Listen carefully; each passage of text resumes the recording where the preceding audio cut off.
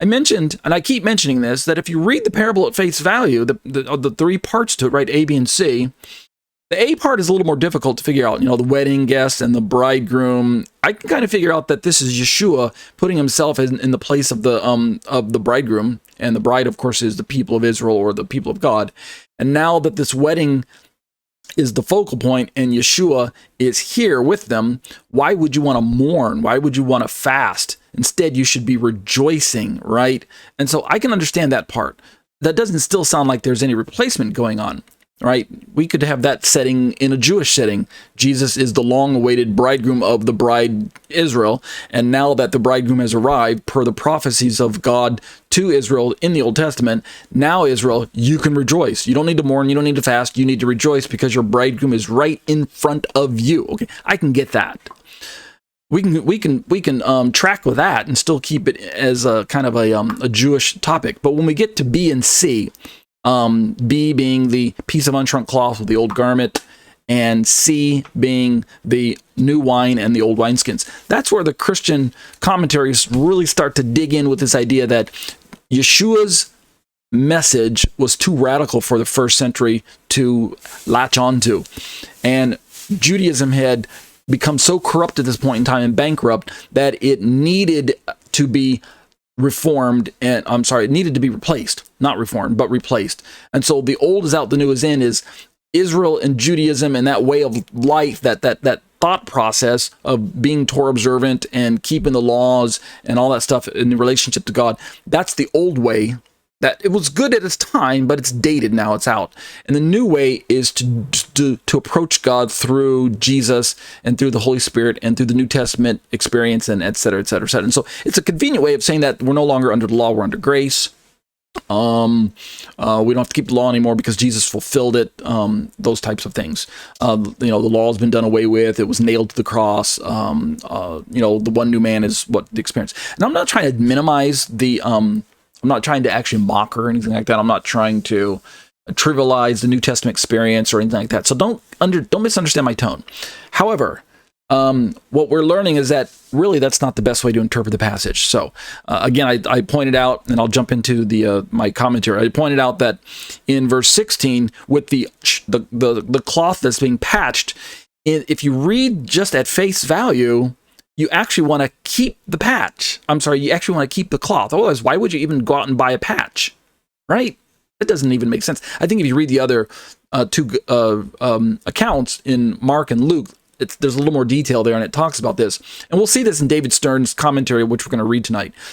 The idea is that you want to keep the garment, and that's why you're buying a patch in the first place.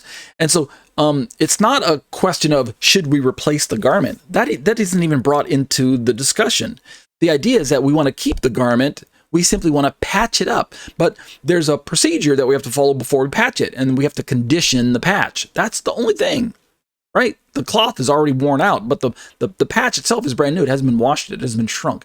The idea is that obviously you need to shrink the patch first, and then you can sew it to the piece of cloth, which means something has to happen to the patch. All right, I'm going to get to the meaning of that in a second. And then with the C element of the story, the verse 17, same thing is going on. You have two elements. You have two parts of it. You have the old wine and you have the new wine. You have the new wine and you have the old wineskins. If you just introduce one to the other right away without doing any prep, then you're going to end up with a disaster, right? Yeshua says the skins will burst and the wine will be spilled. Skins are destroyed. But notice the very last clause says, but new wine's put into fresh wineskins, and so both are preserved. And we already looked at the Greek, that the word for new, it preceding the word wine, and the word for fresh preceding the word wineskins is not the same Greek word.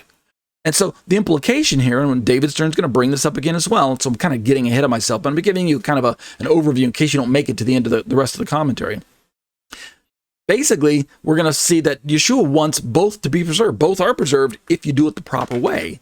So in the analogy of Yeshua is the new patch, and Yeshua, or the unshrunk patch, the unshrunk, the piece of unshrunk cloth, and Yeshua is also the new wine. In both of those analogies, in Christian commentaries, they say that the old wine is Judaism. I'm sorry, the wineskin, the old wineskin is Judaism. Likewise, the garment, the old garment, is also Judaism.